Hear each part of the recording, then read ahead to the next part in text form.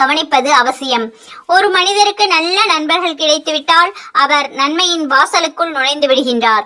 இதற்கு மாற்றமாக தீய நண்பர்களோடு நட்பு வைத்திருப்பவர்கள் அவர்களோடு சேர்ந்து தானும் தீமைகளை புரிய ஆரம்பித்து விடுகிறார்.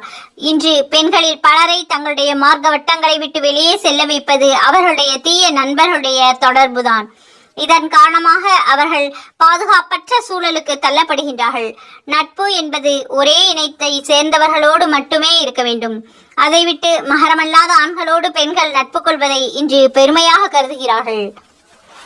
முகம் பார்த்து நட்பு கொண்ட காலம் போய் இன்று முக நூல் பார்த்து நட்பு கொள்ளும் நிலை ஏற்பட்டுள்ளது.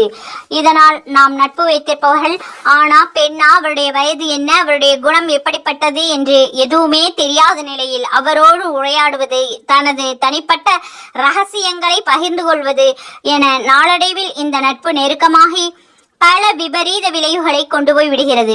வெறும் பேச்சு எழுத்து தொடர்புதானே என்றாலும் கூட நம்மோடு நட்பு கொள்பவர்கள் கெட்டவராக இருந்தால் அதன் தாக்கம் நம்மிலும் பிரதிபலிக்கத்தான் செய்யும். ஆகவே இதை போன்ற நூல்களை பார்ப்பதை விட்டும் முக நூல்களை அதில் நட்பு கொள்வதை விட்டும் அல்லாஹ் தஆலா நம் அனைவரையும் பாதுகாத்தல் புரிவானாக. ஆமீன்.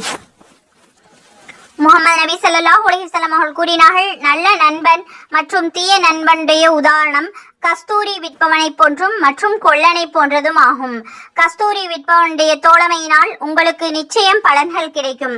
நீங்கள் கஸ்தூரியை வாங்கி செல்வீர்கள் அல்லது கஸ்தூரியின் நறுமணமாவது உங்கள் மீது படும். ஆனால் கொள்ளன் உங்கள் வீட்டையே